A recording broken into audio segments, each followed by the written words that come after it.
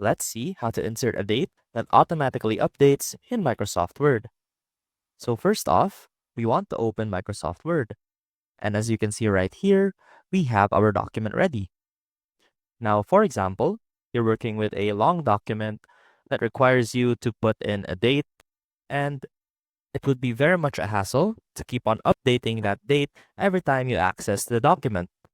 So what you can do is head on over to the Insert tab and click on Date and Time right here, and simply click on your preferred format. So for example, click on this one. Now make sure that you check this box that requires it to update automatically. Now click OK, and that will insert this field in your document as the date. And whenever you open this document on another day, you'll notice that it will automatically be the next day. And that is how you insert a date that automatically updates in Microsoft Word. I hope this helped, and I will see you soon.